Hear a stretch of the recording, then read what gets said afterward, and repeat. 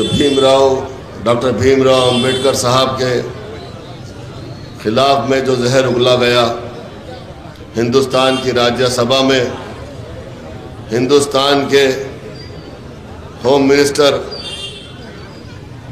ने हिंदुस्तान की पार्लियामेंट में जो कहा, जिन अल्फाज का इस्तेमाल किया, उसके एहतजाज में ये एहतजाजी जलसा मजलिस इत्तेहाद अल मुस्लिमीन की जानिब से मुनक़िद किया गया।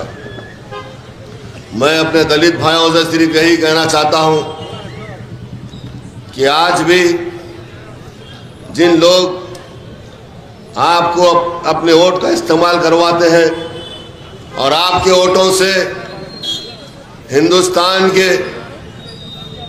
प्राइम मिनिस्टर बनते हैं, होम मिनिस्टर बनते हैं, हिंदुस्तान के पायातख्त पे बैठते हैं और तमाम हिंदुस्तान के रियासतों में आपके वोट लेकर अपने हुकूमतें बनाते हैं, ये सिर्फ आपके वोट हासिल करने के लिए इंतखाबात के दौरान ये लोग आपके दरमियान में आकर इस तरह से आपके भाई बनते रहते हैं। लेकिन आज भी आपने देखा कि आज किस तरह से अमित शाह ने राज्यसभा में कहा कि आज हिंदुस्तान में एक फैशन बन चुका है अंबेडकर अंबेडकर अंबेडकर। अगर इस तरह का नाम अगर भगवान का लेते तो स्वर्ग यहीं मिल जाता था। अंबेडकर ने क्या कुछ नहीं किया हिंदुस्तान के लिए। मेरे दलित भाई, आपको ये समझाना चाहता हूँ, उस ख्वाब गफलत से निकलिए बाहर। याद करो वो दौर, हिंदुस्तान की आज़ादी जब मिली, सारे हिंदुस्तानियों ने खुश थे।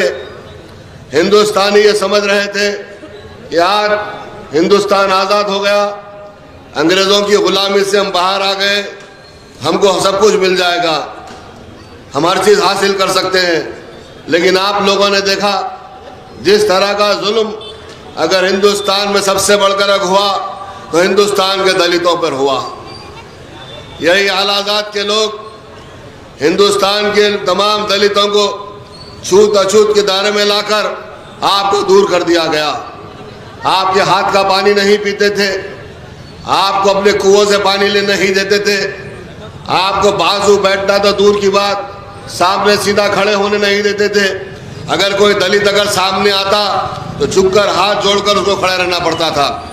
जिस तरह की तकलीफें आपको मिली और जिस तरह के जुल्म आपके आबा और अजदाद ने सहा, लेकिन उसके बावजूद आज भी आप लोग जब कभी भी इंतखाबात आते हैं तो आप लोग उन्हीं लोगों का साथ देते हैं जिन लोगों ने आप पर जुल्म किया, जिन लोगों ने आपको जुल्म किया, जिन लोगों ने आपको काटा और मारा, जिन लोगों ने आपके इस्मतें लूटी, जिन लोगों ने आपकी हर चीज़ लूट लिया, आपने उनका साथ दे रहे हैं।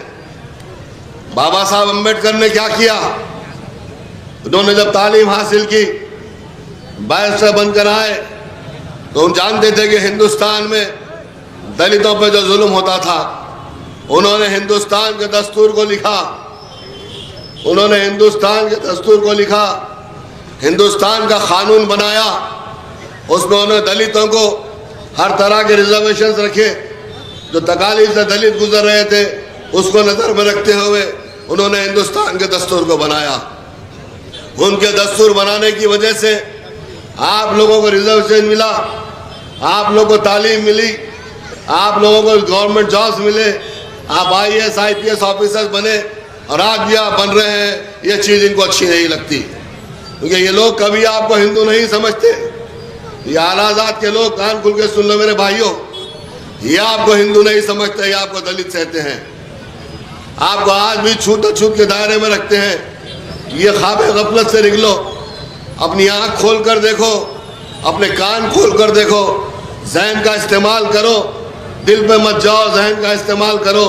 आप देखिए वो लोग आपको आज किस तरह से कहते हैं। आज ये चीज़ सामने निकल कर आ गई। जो चीज़, जो आइडियोलॉजी है, विश्व हिंदू परिषद, बजरंग दल, RSS, हिंदू वाहिनी, BJP, तमाम आलाजात के लोगों की, जमातों की जो आइडियोलॉजी है, जो जहनियत है, वो आपके सामने निकल कर आ गया। जो इतना बड़ा हिंदुस्तान के ओहदे पर हिंदुस्तान का होम मिनिस्टर ने हिंदुस्तान की राज्यसभा में ये कहा अंबेडकर अंबेडकर अंबेडकर एक फैशन बन चुका है। अफसोस की बात यह है, हिंदुस्तान की पार्लियामेंट में, हिंदुस्तान की राज्यसभा में कई ऐसे मेंबर्स हैं, आपके मेंबर्स दलित भाई हैं, उन्होंने आवाज नहीं उठाई। ना हिंदुस्तान के किसी कोने से आवाज उठी, किसी दलित ऑर्गेनाइजेशन ने आवाज नहीं उठाई। अमित शाह और बीजेपी के खिलाफ, आरएसएस विश्व हिंदू परिषद के खिलाफ किसी ने आवाज नहीं उठाई। आखिर क्या बात है मेरे भाई? उन्होंने उसके खिलाफ कहा, उनके खिलाफ जहर उगला जिन्होंने आपको जिंदगी दी, हकीकी मानों में जिन्होंने तमाम दलितों को जिंदगी दी, दलितों को जिंदगियों को संवारा, बाबा साहब अम्बेडकर ने। लेकिन अफसोस की बात है, आप लोग खामोश बैठे रहे, सारे हिंदुस्तान से कोई आवाज नहीं उठाई।